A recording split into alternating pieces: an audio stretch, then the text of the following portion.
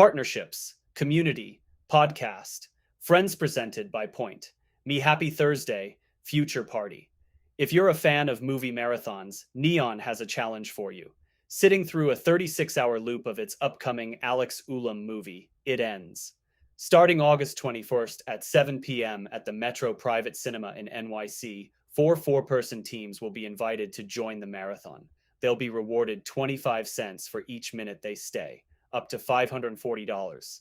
Whichever team has all its members make it through the entire 36-hour screening will get an additional $500 per person. Deadline reports that the marathon comes out to watching the movie about 25 times, so whoever joins better end up really liking the movie. Daily top trends: YouTube, Animals, X, Twitter, The Odyssey, Google, Josh Kushner, Reddit, Escape from New York, Letterboxd, One Night Only, Spotify, Better Late Than Never, the Lakers sell for a sports record sum. Again, Thrive Capital's Josh Kushner and former Disney CEO Bob Iger are paying $12.5 billion to buy the Los Angeles Lakers from controlling owner Mark Walter. Why it hits. The Lakers are the trophy asset among trophy assets in the world of sports, thanks to their championship history, starry fan base, and cultural power. The record sale is further proof that the bidding for sports rights, demand for sports experiences, and endless sponsorship deals still have room to grow, with even more franchises expected to command valuations once reserved for corporations. Behind the deal, even without LeBron James, the Lakers are still the hottest team in sports. The $12.5 billion deal, which still needs to be approved by the NBA, will make Kushner and Iger co-owners of the team. The deal is incredible considering Mark Walter paid a record $10 billion for the team just 14 months ago, but the embattled Guggenheim Partners CEO is trying to pay down loans tied to his insurance companies, which are the subject of a DOJ probe. Kushner and Iger were originally looking to purchase the new expansion team being put together in Las Vegas, but shifted their focus to the Lakers when it looked like there was an opening for a deal. Final shot, Iger, who rejoined Thrive Capital after his second stint running Disney, has been building his post-Mouse House career in the world of LA sports. He and his wife Willow Bay bought Angel City FC a couple of years ago. With the Lakers season kicking off in October and the Women's World Cup happening next summer, Iger is slated to get a starring role in the coverage as if he never left Hollywood. For Kushner, the Lakers deal is a great headline change from where his name had recently been popping up, as the buyer of Gianni Infantino's much maligned plan to sell a stake in FIFA. Talk about shifting the narrative. Prediction: it's only a matter of time until ESPN, which Disney owns, greenlights a 30 for 30 segment on Iger, together with Point.me Travel, like you have a trust fund. Good news: you do not actually need one. If you have credit card points, there may be a much better way to use them than booking through your card's travel portal. Point.me helps total points beginners travel like pros. Their flight search tool finds the deals hiding inside airline loyalty programs, not just the obvious ones in your credit card portal. Search where you want to go, and Point.me shows you how to book better flights with up to 90% fewer points, step by step. Use code 4months free to get 4 months free on an annual Point.me membership. See what your points can do with Point.me, Nvidia, and Wall Street turn chips into assets. Nvidia and several Wall Street firms have cooked up a way to boost chip financing for startups trying to enter the crowded AI market. The big picture: all roads run through Nvidia in the booming AI market, but it's getting harder and harder to lease the chips needed for compute. Nvidia has been backing many of these deals on its own, sparking criticism of circular financing.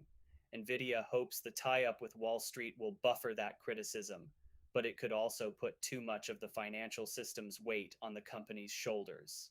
Behind the plan, Nvidia and Wall Street firms are pitching chips as investable assets. Nvidia is partnering with Apollo Global Management, BlackRock, Blackstone, Brookfield Asset Management, Goldman Sachs, and KKR on chip-backed special purpose vehicles, SPVs, worth $500 billion.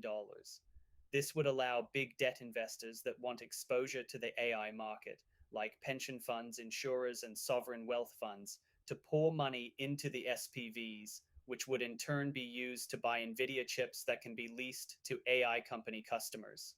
This securitization, similar to what's done with mortgages, airplanes, and credit cards, will presumably allow companies to access Nvidia chips without needing to buy them outright, especially since they've become prohibitively expensive thanks to big tech demand.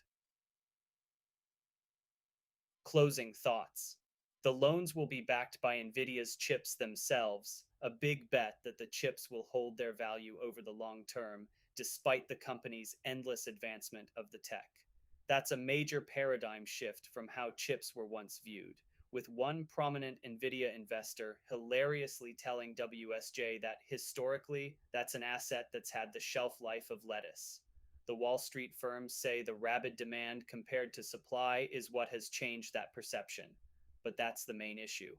The whole scheme is built on the idea that the AI market will be ever growing for the foreseeable future. While AI is making company valuations soar, there still isn't enough return on investment to call it a stable market. If things go south and demand for Nvidia chips suddenly dries up, the financial bottom could fall out. There's a reason why famed short investor Michael Burry, of the Big Short fame, said that it's time for people to read up on Enron. The future. Despite the risks, expect these SPVs to be a hot commodity that leads to some big short term gains, at least at first. Together with the AI Digest. Really get to know. The AI Digest is the weekly email for professionals who are tired of the endless hype around AI and just want to know what they need to know. Every week, Max Haining cuts through the noise with honest human writing about why AI matters for your career and how to use it, even if you're not techie. It's messy, honest, and has feelings, which is probably why 60K plus people keep coming back every Sunday. Get the download for free. Deep dives. Watch. Esquire sits down with renowned screenwriter, filmmaker, and playwright Aaron Sorkin to discuss turning his pen on Facebook once again. Read. Hype Beast hangs out with Spain's World Cup final hero, Ferran Torres, to talk about his life outside of soccer. Listen. The town chats with IMAX CEO Rich Gelfond about the company's blockbuster summer and the challenges of building more IMAX screens. 9% of you voted no, location doesn't really matter in yesterday's poll. Should major Hollywood studios stay based in California? It would be interesting to see what films, especially those with lower budgets, do. Moving can help state economies as well. Much of film and TV production is already in places like Georgia and Vancouver, BC, so why not? I selfishly want them to stay because I work in Hollywood and live in LA, so the more activity that stays here, the better for me. But CA needs to become more competitive with tax breaks, cheaper labor, and more agreeable unions. Runaway production has been the result of poor policy here. If the majors move out of state, I would blame California for dropping the ball more than the companies for doing what makes the most economic sense for their businesses. People underestimate the huge communities of skilled artisans, lighting, electrical, sound, makeup, special effects, that fill the towns around Hollywood. Yes, that's growing elsewhere, but Hollywood has been building its talent base since the silent movie era. It will be hard to replicate such a deep bench. Maybe it's traditionalist for me to say this, but I do think that preserving the legacy of Hollywood and the systemic positioning of Los Angeles as the fulcrum of the entertainment industry is worth fighting for. Moving the studios out of Hollywood does nothing but put thousands of people out of jobs, if not just needlessly forcing them to relocate, at a time when we need to be doubling down on and reinvesting in our city as a means to rebuild after the mess left by COVID, the strikes, and decades long streaming wars. Let's keep the conversation going. Join Poll of the Day so your opinions can shine. Discover how your views line up with your peers, check out cool insights, and have some fun.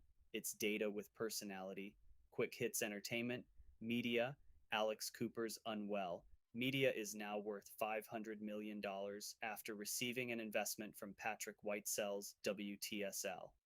AI music generation platform Suno has struck a deal with BMG as it builds a model based on licensed songs.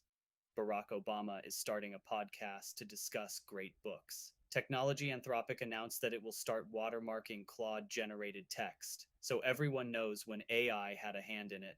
Apple is adding a cryptographic watermark to iPhone photos to prove they came from a real camera, not AI.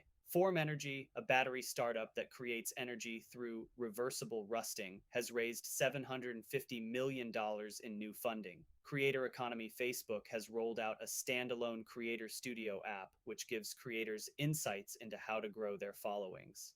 Spotify is starting to broadcast some of its video podcasts on Twitch. Arizona State University is collabing with Real Short on a class that teaches students to write for microdramas, partnerships, community, podcast, friends. Today's email was written by David Vendrell, edited by Nick Comney, polled and copy edited by Kate Cuniff, published by Darlene Salazar.